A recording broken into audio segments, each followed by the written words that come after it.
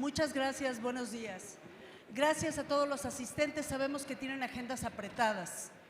Tienen agendas apretadas en el auditorio y también nuestros panelistas, y vamos a tratar de sacar el mayor provecho de las lecciones que tienen que enseñarnos los panelistas y las que tienen ustedes que anotar para que esta cumbre sobre nearshoring sea un éxito. Me presento nuevamente, me llamo Carla Iberia Sánchez, yo soy periodista de investigación de Grupo Televisa y de N+, y es un placer recibirlos aquí. A mí sí me importa saber con quién estoy hablando. Muchas veces presentamos a los panelistas y no sabemos quiénes son, así que ustedes me disculparán. Hice una pequeña investigación sobre todos ustedes. Si falta un dato relevante, me disculpan. Y como también en un panel como este es muy difícil pues, determinar jerarquías, cuáles, pues voy a leer sus nombres y sus pequeñas semblanzas en el orden de su apellido paterno. Buenos días a todos, buenos días. Bueno, recibimos a Marat Bolaños. Marat Bolaños es secretario del Trabajo del Gobierno de México. Marat Bolaños es catedrático de la UNAM, internacionalista, maestro en estudios latinoamericanos por la Facultad de Ciencias Políticas y Sociales, con varias estancias de investigación internacionales. Marat Bolaños ha sido legislador, miembro de la Asamblea Constituyente y ha sido subsecretario de Estado. Buenos días, Marat. Gracias. Vamos a darle un aplauso. Ya se lo dimos antes. Altagracia Gómez Sierra es presidenta del Consejo de Administración de Grupo Minsa, presidenta de Promotora Empresarial de Occidente y miembro del Consejo de Administración de numerosas empresas. Abogada con menciones honoríficas por la Escuela Libre de Derecho, tiene estudios en Harvard Business School y también en la Real Academia de Oxford. Es mentora en Endeavor. Muchas gracias. Y es una de las 100 más importantes de México. ¿Cómo estás, Altagracia?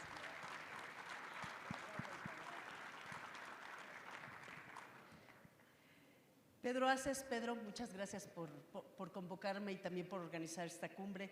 Pedro Aces Barba pues, ha sido senador de la República, fue subsecretario de Pesca, actual secretario general de la Confederación Autónoma de Trabajadores de México. Tiene una amplia experiencia en el corazón mismo de las estructuras, negociación, contratos colectivos. Fue nada menos que secretario general de Trabajadores en temas de traslado de valores, de manufactura de equipos de seguridad, de vigilancia, limpieza y mantenimiento. O sea, sobre nearshoring tienes mucho que decirnos, Pedro. Muchas gracias.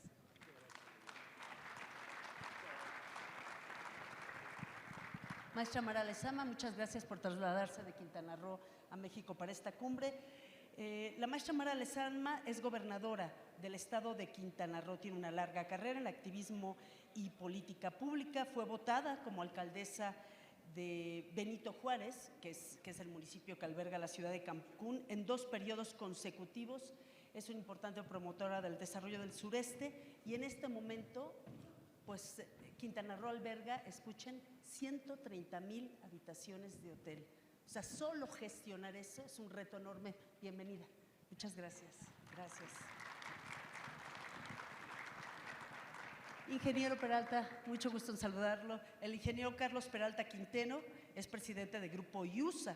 IUSA es un conglomerado, para quien no lo sabe, de más de 100 empresas en México en una enorme variedad de sectores: energía, construcción, infraestructura, telecomunicaciones, pero además es un muy conocido filántropo y promueve mucho la investigación. La cátedra sobre salud pública de la Universidad de Anáhuac lleva su nombre, lleva el nombre de Carlos Peralta. Bienvenido.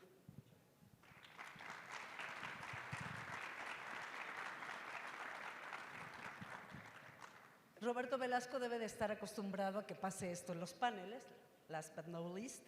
Roberto Velasco Álvarez es maestro en políticas públicas por la Universidad de Chicago, abogado por la Universidad Iberoamericana, fue editor del Chicago Policy Review, fellow pues también en la propia alcaldía de Chicago, es decir, tiene mucho conocimiento sobre gobierno local.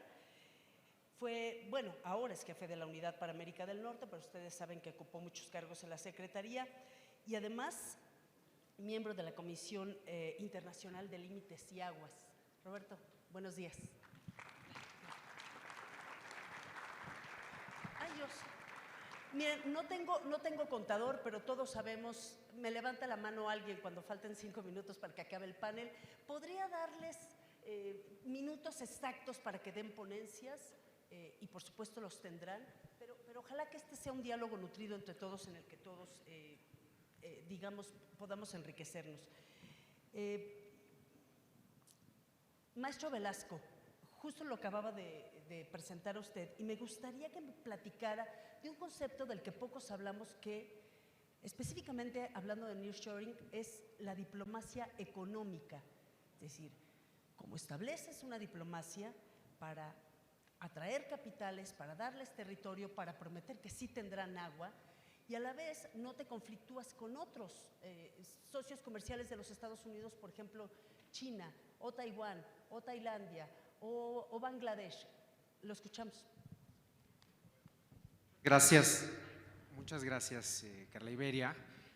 Un saludo a todo el panel y a todos los que nos acompañan el día de hoy de parte de la canciller Alicia Bárcena, que está en este momento participando en un evento con el presidente López Obrador, pero le hubiera encantado poder acompañarlos. Por supuesto, un agradecimiento a Pedro Aces Barba y a Francisco Cervantes por la invitación para participar aquí. Un saludo muy especial al secretario Marat Bolaños López Altagracia, por supuesto a Carlos Peralta y a la gobernadora de Quintana Roo, Mara Lezama, así como a invitados muy especiales que nos acompañan el día de hoy. Déjame, Carla Iberia, tratar de responder un poco desde mi cancha de la relación diplomática económica con Estados Unidos y Canadá. Ha sido un sexenio muy particular en todo lo que nos ha tocado atravesar. Después de 2 décadas y cacho de vigencia del Telecán, acabamos en una renegociación que llevó al TEMEC, que nos tocó a esta administración retomar en su última parte. Ya señalaba el senador Monreal, además un tratado que se ratificó por unanimidad en el Senado de la República y lo mismo su adenda. Un tratado que tiene una visión distinta además, porque no tiene en su centro que México compita a través de los bajos salarios. Tiene en su centro una visión muy distinta en la cual realmente estamos tratando de tener un concepto muy distinto que es comercio con justicia social. Y eso obviamente requirió un trabajo diplomático muy importante con Estados Unidos y Canadá. Primero llegar a cerrar ese tratado, después la implementación del tratado, aparte con 2 administraciones muy distintas, primero con la administración del presidente Trump, después con los demócratas que ganaron la mayoría en la Cámara de Representantes y que eso obviamente cambió el escenario que teníamos, obligó a tener una adenda al tratado y a renegociar algunos puntos del tratado. Por ejemplo, ahí surge el mecanismo de respuesta rápida del tratado en materia laboral, que obviamente ahora es una de las áreas de acción de la Secretaría del Trabajo. Surge también en ese proceso pues una dificultad adicional, ¿no? Porque entonces un tratado que se había negociado con una administración, ahora hay que generar un consenso con un nuevo partido. Y afortunadamente se logró esto. El TEMEC es uno de los tratados con mayor apoyo de ambos partidos en la historia de Estados Unidos. En Canadá también recibió un apoyo muy importante y después pasamos a la implementación de este tratado. ¿Y qué resultados ha habido? En términos nominales, antes del Tratado México-Estados Unidos-Canadá y después del Tratado México-Estados Unidos-Canadá, hay un crecimiento del 40% en el comercio entre México y Estados Unidos, solamente por citar el caso de nuestro mayor socio comercial. En 2022 rebasamos los 860,000 millones de dólares de comercio entre ambos países. El 2023 les puedo decir con certeza, si bien falta tiempo para que tengamos los números finales, que vamos a rebasar los 900,000 millones de dólares de comercio entre México y Estados Unidos. Habrán visto que además México ya desplazó a China incluso como proveedor de Estados Unidos, lo cual es muy importante. Naturalmente, déjenme además plantearles un objetivo para este año, un objetivo para el sector empresarial, para el gobierno, por supuesto, y que debemos todos tratar de conseguir. Rebasar $1 billón de comercio con Estados Unidos, no billón, billón de dólares de comercio con Estados Unidos. Y eso, por supuesto, se puede traducir en una mayor creación de empleos, se puede traducir en muchísimo crecimiento económico para nuestro país, sobre todo si tomamos en cuenta que este crecimiento del comercio está impactando de manera muy distinta a los salarios, por los aumentos que ha habido en el salario mínimo, por los cambios que ha habido en materia laboral y en la implementación de la reforma laboral y el acento que ha habido también en el crecimiento del sur-sureste del país con distintos proyectos de infraestructura. ¿Cómo estamos ayudando desde la Secretaría de Relaciones Exteriores a llegar a ese punto? Déjame te doy 2 o 3 ejemplos. Primero, en el Banco para el Desarrollo de América del Norte, que es este banco bilateral que tenemos con Estados Unidos, que apoya proyectos en la zona de la frontera, nos hemos trazado un nuevo objetivo en el Plan Estratégico 2025-30 que acabamos de aprobar, que establece que pasemos de más o menos 160 millones de dólares de financiamiento a proyectos de infraestructura en la frontera anual que tenemos el día de hoy a 250 millones de dólares anuales. Esto enfocado principalmente a algo que ya comentaba, proyectos en materia de agua en la zona fronteriza, que es súper importante para que podamos seguir teniendo crecimiento, y naturalmente también proyectos de energía, proyectos de manejo de residuos sólidos, y algo muy importante que cambiamos, de hecho, en el mandato del banco, hicimos una nueva interpretación de su mandato, que es también tener la posibilidad de financiar infraestructura de puentes y cruces y también de financiar incluso parques industriales verdes, cosa que el Banco para el Desarrollo de América del Norte nunca ha hecho. Segundo, y parto de lo último que dije, el desarrollo de infraestructura fronteriza. Y hemos estado trabajando con Estados Unidos de manera muy cercana para que podamos modernizar los puentes y cruces, reducir los tiempos de espera y tener una mejor tecnología de inspección en ambas direcciones, una modernización de toda la tecnología en la frontera. Vamos muy bien, les puedo decir de hecho que iniciamos esta administración con una gran presión de Estados Unidos por avanzar en la construcción de la garita de Otay, Otay 2, donde Estados Unidos iba muy adelante de México en la construcción, y ahora estamos al revés. México va mucho más adelante de Estados Unidos en la construcción. Llevamos más del 50% del desarrollo de la obra ya como tal del recinto fiscal, y en Estados Unidos apenas están en el desarrollo del proyecto ejecutivo. Nos toca, por supuesto, ahora trabajar con Estados Unidos para que aceleren el desarrollo de este y otros proyectos en la frontera. Roberto. Tercero, y déjame cerrar muy brevemente con esto, Canadá, porque aparte sé que hay un panel después de esto. Ajá. Crecer la relación con Canadá también es un imperativo de esta diplomacia económica de la que hablabas. El año pasado rebasamos los 35,000 millones de dólares de comercio con Canadá, pero hay mucho más que debemos y podemos estar haciendo con este país que forma la tercera parte de esta relación trilateral norteamericana. Perdón que me tarde 2 minutos más con Roberto Velasco. Por ejemplo, en temas de relación comercial con Canadá, aprovechando el nearshoring, ¿cuál crees que sería un eje así toral, medular para crecer nuestra relación con Canadá? La realidad es que tenemos todo por hacer con Canadá. Es una relación que hemos aprovechado poco, pero a mí me ha dado mucho gusto que a partir de la cumbre de líderes de América del Norte que ocurrió aquí en la Ciudad de México, se hizo por primera vez una cumbre trilateral empresarial entre los 3 países en paralelo a la cumbre. Y eso ha detonado un trabajo muy cercano entre el sector privado mexicano y el sector privado canadiense. Me decía hace unas semanas el líder del sector privado canadiense que estamos realmente en el mejor momento que ha habido de la relación empresarial entre los 2 países. Y son muchos sectores los que podemos explotar. Hasta el momento hemos avanzado sobre todo en el sector de minería, históricamente, pero estamos empezando a avanzar en otros sectores de manera muy importante. Te pongo solo 2 ejemplos. Número 1, TC Energy está desarrollando un gasoducto submarino en el sureste del país, Puerta del Sureste, que es una inversión de más de 4,000 millones de dólares en asociación con CFE, lo cual también es una primera vez para CFE, porque está CFE no solo participando en el proyecto, sino que va a ser también dueño de este desarrollo. Entonces, esto es algo importantísimo que además va a permitir traer gas desde la cuenca pérmica de Texas al istmo de Tehuantepec, a un proyecto muy importante que es el corredor transísmico. Entonces ahí es un punto clave. Segundo, la compra que hizo Canadian Pacific de Kansas City Southern de México, que permitió integrar la primera red norteamericana ferroviaria y que esto va a permitir obviamente que crezca el comercio entre los tres países. ¿Qué retos tenemos?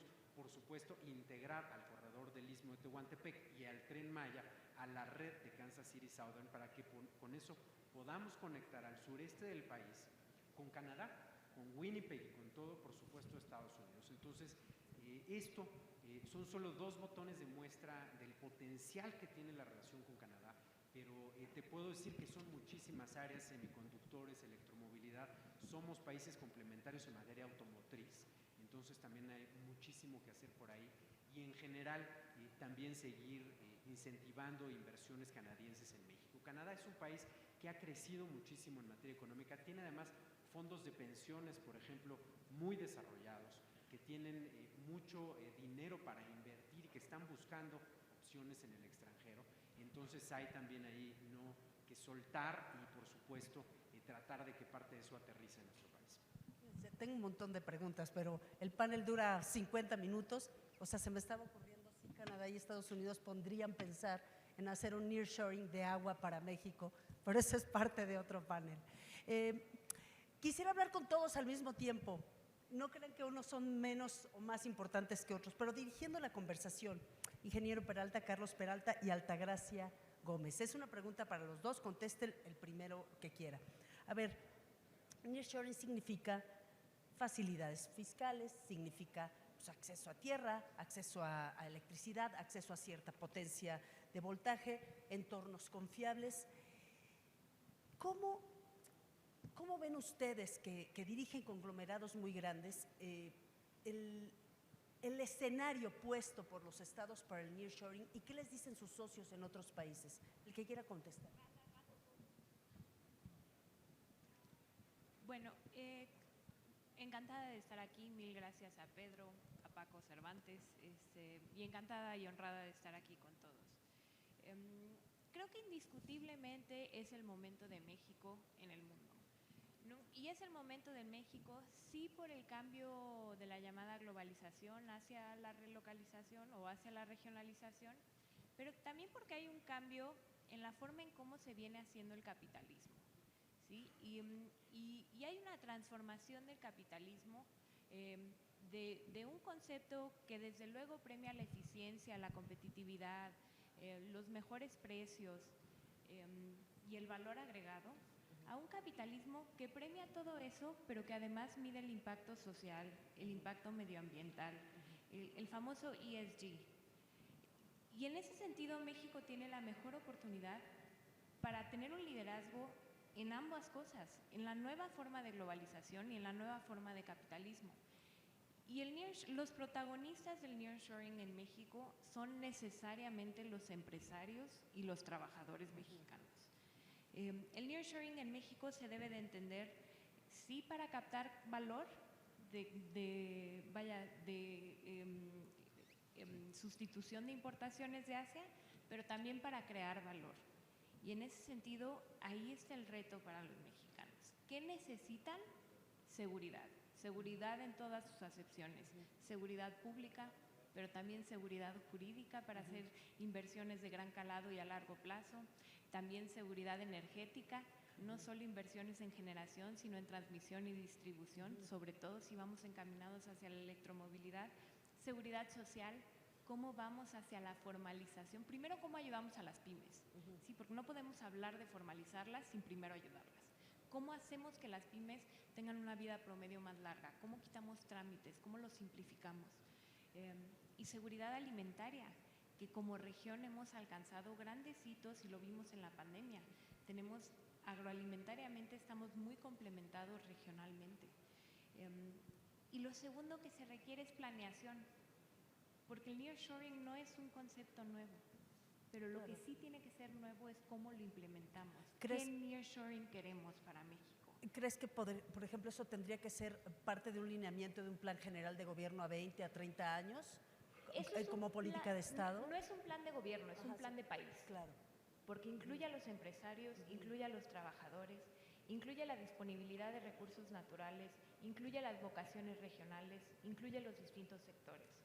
Y desde luego se está pensando hacer planeación para la inversión. ¿Para qué? Para que haya inclusión. ¿Cómo incluimos a los que nunca incluimos? ¿Cómo incluimos a los estados del sur? ¿Cómo incluimos a los jóvenes? ¿Cómo incluimos a las mujeres? ¿Cómo incluimos a las MIPYMES en estas cadenas de valor? No solo en las cadenas de suministro, sino en las de exportación. ¿Cómo lo hacemos con innovación? ¿Cómo vamos transitando de la manufactura a la mentefactura?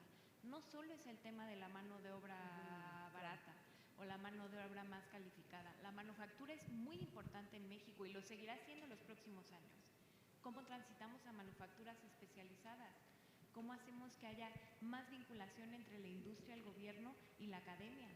Para que la educación esté del lado de la demanda y no solo de la oferta, y se pueda garantizar transiciones a nuestros jóvenes que salen de las escuelas, que vayan a un oficio, profesión o negocio que sea el de sus sueños verdaderamente.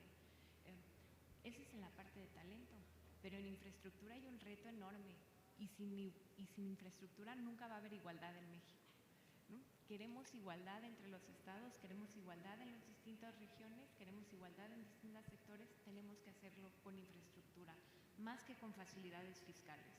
De nada te sirve no pagar ISR si no tienes agua, si no tienes luz, si no tienes carreteras, si no tienes movilidad. Y creo que en ese sentido México tiene la mesa puesta y los empresarios en México tienen todo, especialmente los que están bien capacitados y bien capitalizados. Es un momento único realmente para los colaboradores o los trabajadores en México y para los empresarios, para los grandes, pero también tiene que ser para los chiquitos. Ese es el nearshoring que queremos. Queremos un nearshoring con contenido nacional, queremos un nearshoring con pymes, queremos un nearshoring con sostenibilidad y queremos un nearshoring con innovación.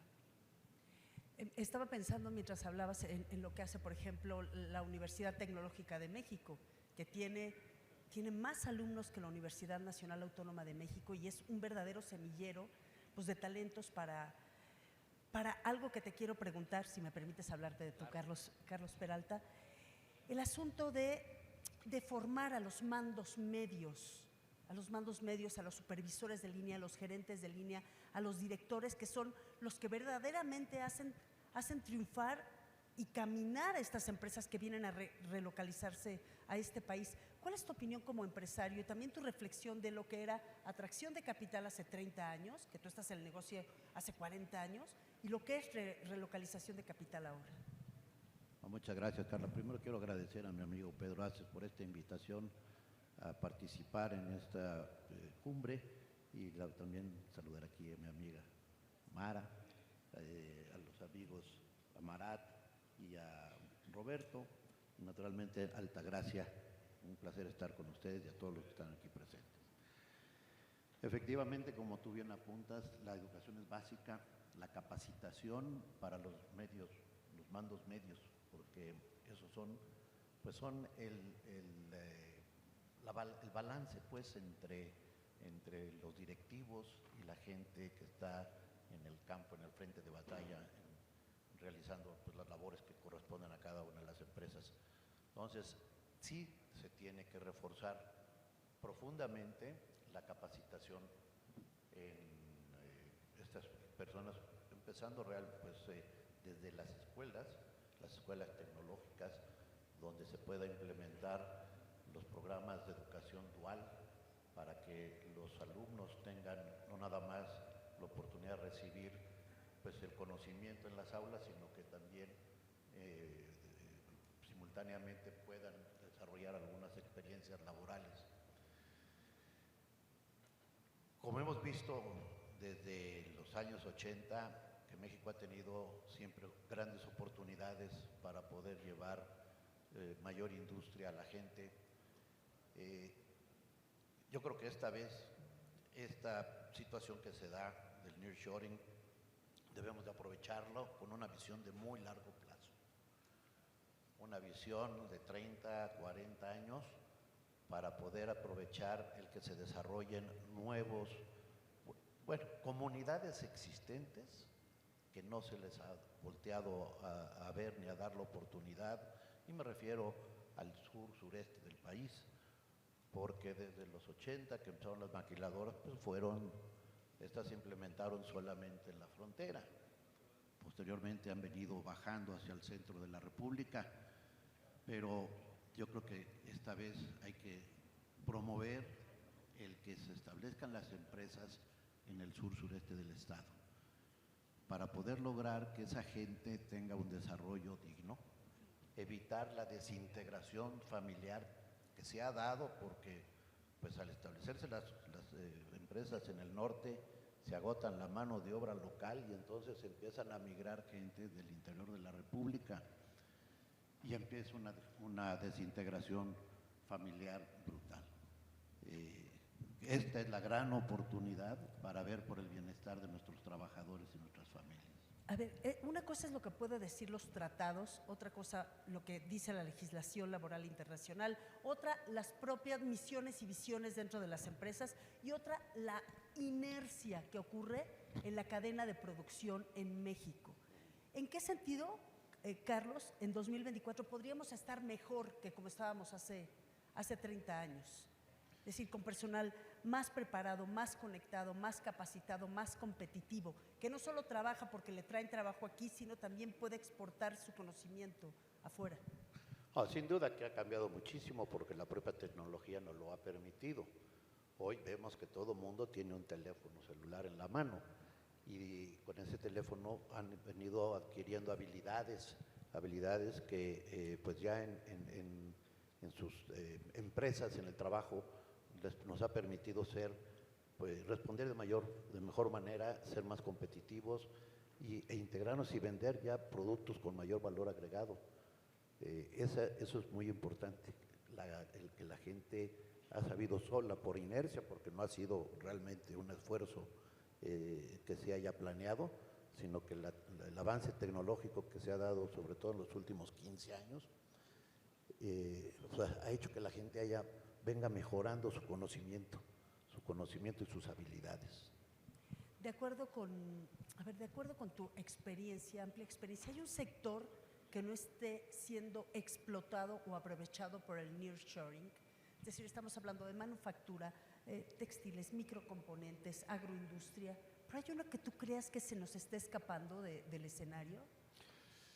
Pues no, el nearshoring está apuntando a todos los frentes, yo creo que todos están levantando interés por capitales nacionales y extranjeros, porque México somos muy ricos y tenemos realmente explotación minera maravillosa, manufactura, tenemos una gran calidad de manufactura, estamos viendo que también nuestras gentes están desarrollando talento. Por desgracia se nos ha ido mucho talento preparado al exterior, pero en textiles toda la vida hemos sido fuertes textileros del país.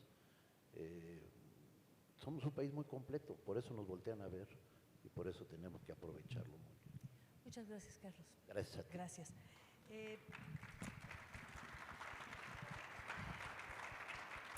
Gobernadora Mara Lezama, a veces tenemos una visión muy cuadrada de lo que significaría acercar los capitales, ¿no?, a los 3,000 kilómetros de frontera norte. ¿En qué sentido, por ejemplo, como gobernadora de Quintana Roo, usted contribuye digamos, al acercamiento de capitales, no solo en el sector turístico? Es decir, como un estado que es una de las primeras potencias turísticas del mundo, no de México, del mundo, puede ser puerta para la llegada de otro tipo de capitales con otros objetivos. Muchas gracias, Carla. Y agradeciendo primero, antes, si me lo permites, a mi querido amigo Pedro, gracias por la invitación. Siempre es un placer estar contigo y en este proyecto extraordinario, esta cumbre, me parece maravilloso. Francisco, también gracias.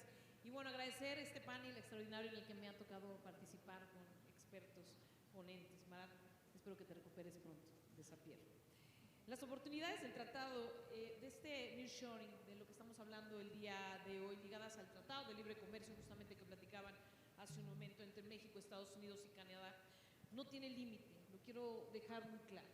Y hablando de Quintana Roo, que hablamos de un estado, como bien comentas, querida Carla, un estado que es una potencia turística, un estado que tiene, y lo dijiste al inicio en esta presentación, 130,000 cuartos de hotel y contando, porque habría que recordar que llegó la pandemia, intentó arrinconarnos en el miedo, pero jamás en la desesperanza.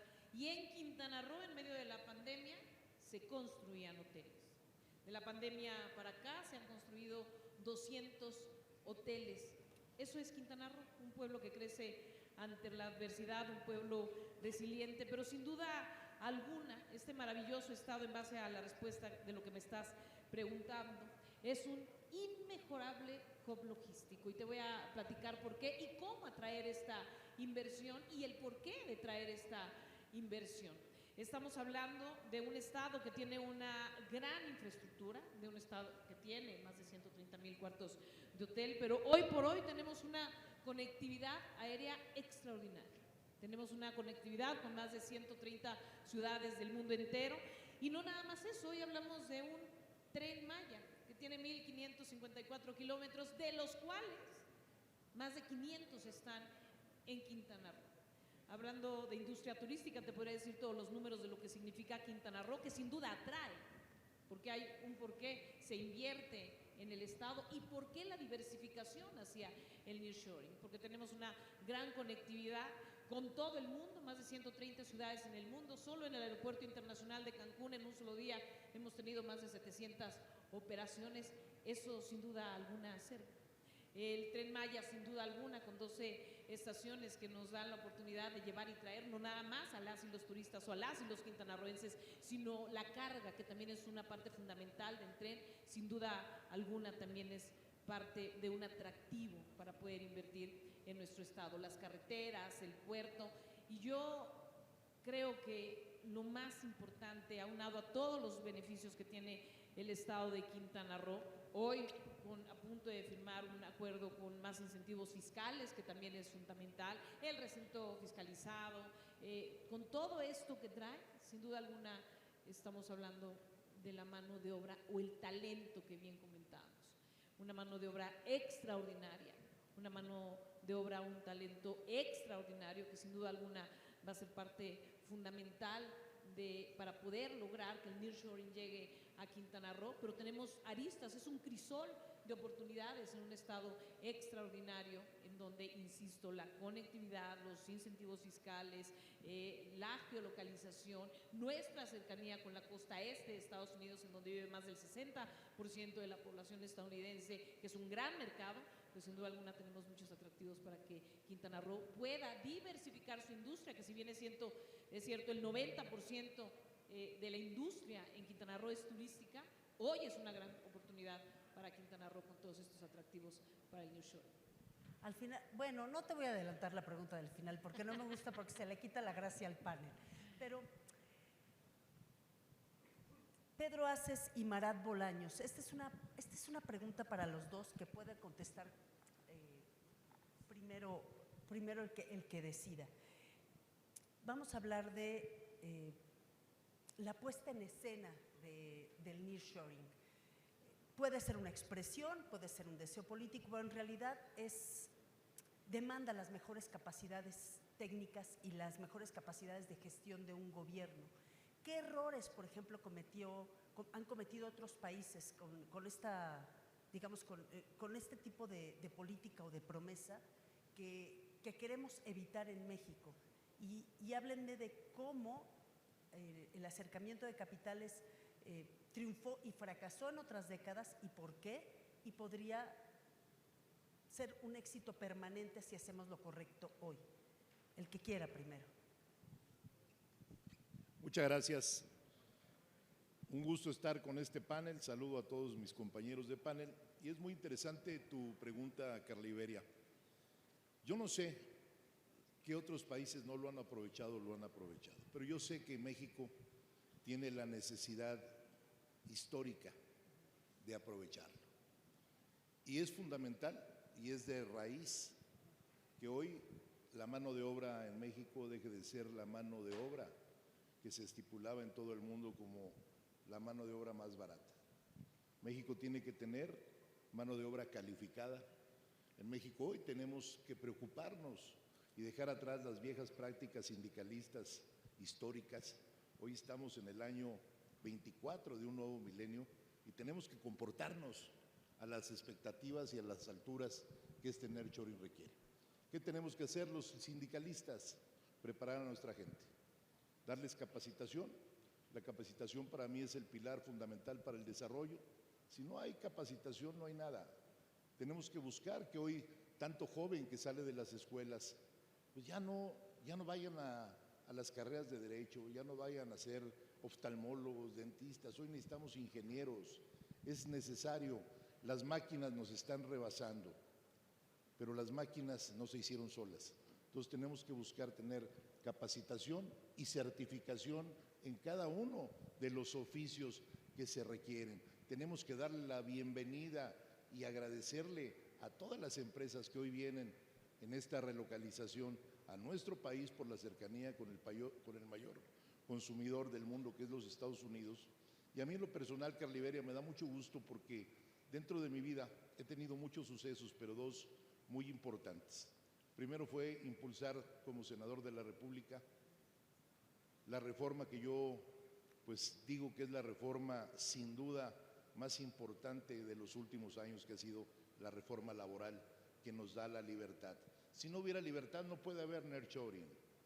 Y la segunda, ratificar, como lo dijo aquí el Roberto, el TEMEC en el Senado de la República. Creo que son dos cosas indispensables. Hoy este foro es una muestra al mundo de que en México los trabajadores y los empresarios estamos de la mano para recibir a las empresas. Nunca más se va a detener una empresa por una firma de contrato colectivo de trabajo. Hoy tenemos la obligación de impulsar el desarrollo porque México, y esto es una cosa muy importante, México en los próximos 10 años puede tener un crecimiento histórico hasta de un 8% si todos nos ponemos la camiseta de un país que se llama México, más allá de partidos, credos o religiones. Eso es, como dicen, es uno de los quotes de la reunión. Si puedes repetírmelo. El deseo es que nunca más se interrumpa un contrato colectivo de trabajo porque no haya un entendimiento, ¿cierto? Porque no están las reglas claras, Pedro. Es eso, ¿no? O sea, el asunto es que las cosas fluyan con legalidad. Ahora, te quiero preguntar, ¿cómo optimizamos la cadena de suministro de acuerdo con tu experiencia? Tú tienes una amplia experiencia en el sector de la gestión de trabajadores, no, tú Pedro, en la gestión de trabajadores, pero me gusta mucho que la tienes también en el sector de la seguridad, en temas de seguridad. Entonces, ¿cómo optimizamos esa cadena de suministro? Implementando cómo las políticas públicas de seguridad para esas empresas, capacitando cómo a los trabajadores, es decir, haciendo upskilling, reskilling, el concepto que tú quieras. Y por el otro lado, ¿consideras que tendríamos que hacer crecer, por ejemplo, nuestra capacidad aduanera en el Golfo y en el Pacífico? ¿De acuerdo con lo que te comentan? Por supuesto, tenemos que tener capacidad para todo y en todos los aspectos. La seguridad es primordial. Todas las empresas que yo tengo la cercanía, empresas transnacionales, porque como tú lo sabes, CATEM participa mucho en foros internacionales. Ellos tienen un presupuesto dentro de lo que van a hacer para una inversión, es aproximadamente entre el 9 y el 11% para materia de seguridad. La seguridad es primordial, conocemos muy bien el sector de la seguridad de muchos años, conocemos el sector empresarial también, eso nos da a tener una balanza. Yo soy hijo de un empresario y yo decidí ser dirigente obrero porque había que cambiar este país en materia sindical. No se podía estar avanzando en una transformación de un país en muchas cosas y comportarte como se comportaba el viejo sindicalismo en México. Por eso decidí ser sindicalista y estoy muy orgulloso de ello, y si volvieran a hacer, lo volvería a hacer siempre de la mano de los trabajadores que hoy necesitan que los impulsemos. El trabajador necesita, y ayer lo platicaba yo con un gran amigo que está aquí presente, que es Carlos Peralta, las empresas deben de venir a estar cerca de donde viven los trabajadores. Un trabajador no puede trasladarse 4 horas para llegar por los tráficos a su lugar de trabajo y otras 4 horas de regreso. Entonces tenemos desde ahí que cuidar la salud mental del trabajador. Eso es muy, muy importante y eso es parte dentro de los programas que estamos llevando a cabo en CATEM de certificación y capacitación para el mejoramiento. Un trabajador que está descansado es un trabajador que va a actuar mejor durante su periodo en sus líneas de producción o en el área específica que se encuentre. Entonces, tu pregunta nuevamente es muy importante.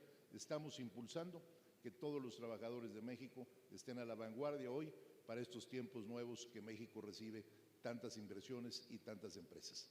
Muchas gracias, Pedro. Ya casi nos vamos, al final les voy a pedir ¿Me oigo?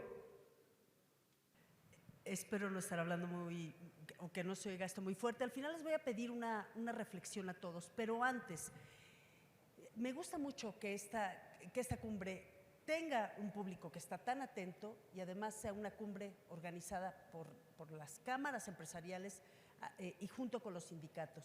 No es el primer esfuerzo que se hace sobre atracción de capitales. Me acuerdo estar en la Universidad de Stanford y conocer el programa TECVA del gobierno mexicano para hacer capacitación en temas de digitalización para las empresas de México y también estar en temas de desarrollo en las fronteras, pero también conocer, por ejemplo, hace unos años que estaba en Ciudad Juárez trabajando, el caso de una mamá que salía a las 3:30 de la mañana porque no había camiones que conectaran con su empresa.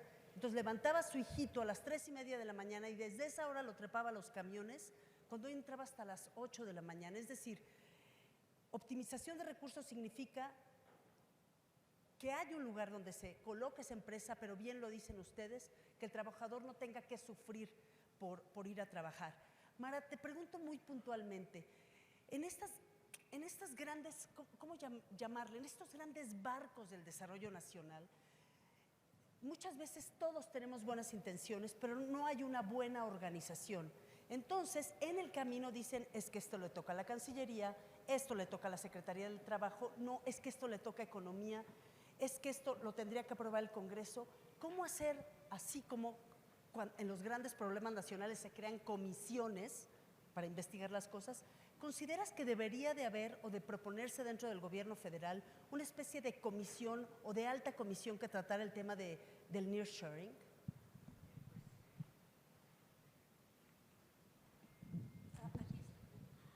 Aquí está.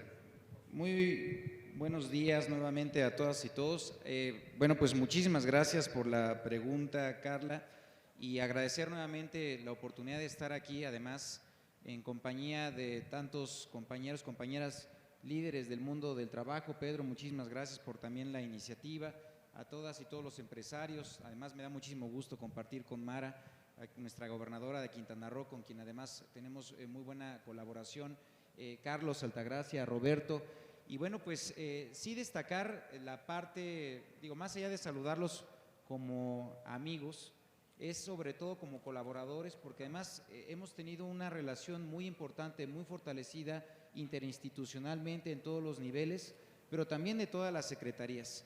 Comentar que hemos hecho pues eso cuando estamos hablando del tema de la implementación de las nuevas reformas laborales, no solamente se hace pues en colaboración de la Secretaría de Trabajo con la Secretaría de Economía, sino también con la Secretaría de Relaciones Exteriores, con los gobiernos estatales, ahora con también nuevas instituciones que son herederas de esta reforma. Hablamos del Centro Laboral de Conciliación y Registro, que además se encuentra por acá su director, Alfredo Domínguez Marrufo.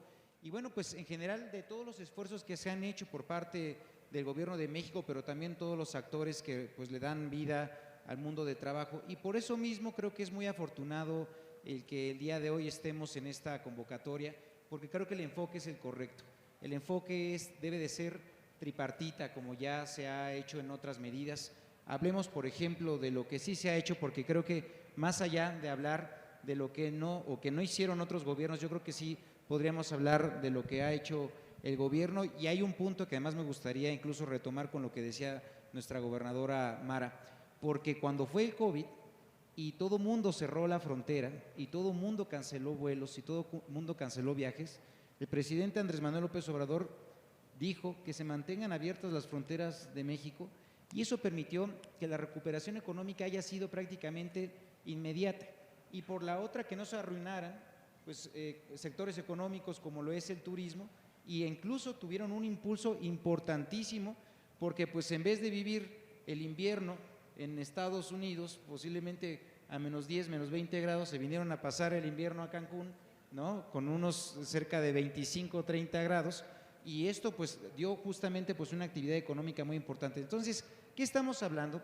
De una decisión también por parte del Gobierno de México, y ahora sí remitiéndome a lo que nos toca a nosotros, por parte del presidente Andrés Manuel López Obrador, de generar a través del tripartismo, a través de la discusión y el acuerdo además, tanto de empresarios como del sector trabajador, como del propio gobierno, que todas las medidas que ahorita podemos hablar y justo que le han permitido dar así cuenta de una suerte de primavera de derechos laborales, en donde de este escenario todos nos hemos beneficiado. No solamente los trabajadores, porque han visto incrementar así su ingreso, que además ha sido ya para el caso del salario mínimo del 110% en términos reales. También esto ha impulsado el aumento del salario promedio que se tiene en registro en el IMSS y también de muchas otras profesiones. También se han modificado muchas de las condiciones laborales que anteriormente se tenían. Hablemos de lo que se ha hecho en acompañamiento con el Senado y con los legisladores, como el aumento de las vacaciones, también el que vayamos avanzando hacia un nuevo modelo laboral, como ya mencioné, en donde los trabajadores y las trabajadoras conozcan sus contratos colectivos de trabajo y que puedan votarlos, refrendar así a sus directores y a sus líderes sindicales, que puedan avanzar también en el conocimiento de las condiciones laborales, que vayamos poco a poco generando un ambiente en donde el beneficio sea para todos. Yo creo que también muy importante el que el día de hoy tengamos esta reflexión de manera tripartita, porque el nearshoring, más allá de una aspiración, es una realidad. Y tenemos que pensar muy bien cómo queremos que sea ese nearshoring. Queremos que sea como fueron en otros años, en otras décadas, un desarrollo excluyente, un desarrollo en donde muchos de los beneficios no lograban llegar pues, al grueso de la población. Y yo creo que más bien el día de hoy pues, estamos manifestando la voluntad de que no sea así. Estamos muy contentos porque la reflexión que va a generar este encuentro nos va a permitir justamente plantear las aspiraciones de esa sociedad. Y como les digo, el enfoque es el correcto, es el tripartismo. Pero oye, también, ese tripartismo debería de formalizarse. En realidad, hablando de una alta comisión. Ajá. Está formalizado porque tenemos muchos instrumentos desde el Estado mexicano para que podamos llevar a cabo ese encuentro. Pensemos, por ejemplo, Comisión Nacional de Salarios Mínimos, está hecho por los tres, Sí, por claro. empleadores, por trabajadores y por gobierno. Y creo que seguimos justamente formalizándolo, pero también la otra es que ya estamos aprovechando los instrumentos que están en manos del Estado mexicano para poderlo seguir ampliar. Porque pues no solamente son los efectos de la política interna, que me parecía un comentario muy importante que daba el subsecretario Encinas. Tenemos un escenario político además inédito, con un ambiente de tranquilidad política que nos permite también tener un desarrollo de las actividades económicas provechosamente, y esto nos ha permitido también hablar a 5 años del gobierno del presidente Andrés Manuel López Obrador y prácticamente a poco más de 7 meses del cambio de gobierno, de que vamos avanzando pues bien, sin detrimento de las actividades económicas y también a favor de los derechos de las y los trabajadores. Creo que tenemos un momento inédito, un momento histórico. Les diría, aprovechemos las condiciones que se tienen. Tenemos grandes aliados, no solamente los trabajadores, los empresarios, también nuestros aliados, pues en este caso los países, estamos hablando de Estados Unidos, son 3,000 kilómetros de frontera, muchos proyectos de infraestructura. Estamos poniendo bien el ojo, por supuesto, en lo que pasa con el Tren Maya, pero pensemos en lo que estamos haciendo también en el transísmico, en el interoceánico. Vean nada más parte de los efectos de la crisis climática, lo que está pasando en Panamá, las grandes dificultades que tiene del tránsito para poder con ello seguir facilitando el comercio exterior, y justamente se están buscando cuáles son las alternativas. Pues las alternativas están en México. Y un dato también que hay que reforzar: los trabajadores y las trabajadoras del país son ahora el gran atractivo a nivel internacional. México, a diferencia de otros países, citar un ejemplo de país más o menos del mismo calado, de Brasil, tiene pues una tercera parte más de la población Brasil de lo que tiene México, pero tiene solamente una tercera parte de los ingenieros y técnicos que tiene México. Entonces, pues justamente parte del nearshoring es el desarrollo del talento, también la mejora de las condiciones de las y los trabajadores y por supuesto de los ingresos. Y en ese sentido, nuevamente reitero el agradecimiento y reconocimiento por parte del Gobierno de México, porque esto ha sido solamente posible a través del diálogo, del encuentro, de entender que por encima de los intereses particulares hay un interés nacional que incluso trasciende las fronteras de un gobierno o de otro. Muchas gracias, Mara. Gracias. Miren, ya nos vamos, nos quedan muchos temas en la mesa. Nos queda qué pasa con el nearshoring y nuestros países del sur y cómo podemos aprovechar nuestro talento conjunto. Nos queda temas de legislación, nos queda temas de capacitación y nos queda también muy interesante que ojalá se discute en las próximas mesas, qué papel tienen las alcaldías y los gobiernos locales en promover el acercamiento y la relocalización de capitales. Sé que nos tenemos que ir, pero no quiero su reflexión, el que la tenga. En un minuto, porque lo máximo que puedo tardarme es 5, una anécdota exitosa relacionada con nearshoring, que alguno haya tenido recientemente, que no sabía cómo solucionarla y sí la solucionó. El que quiera contármela.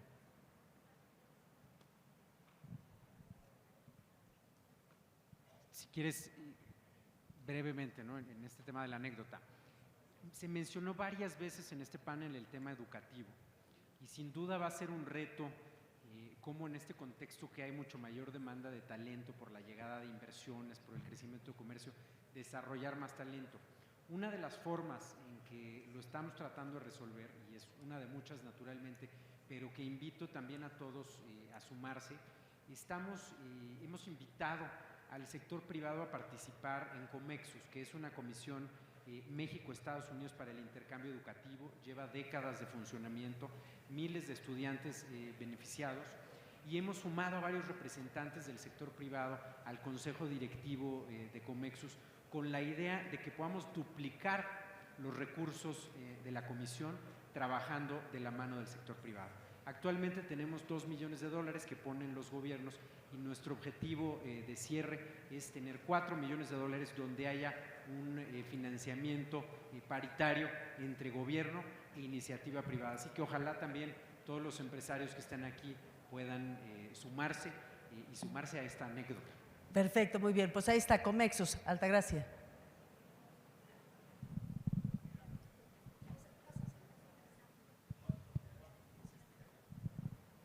Sí, listo.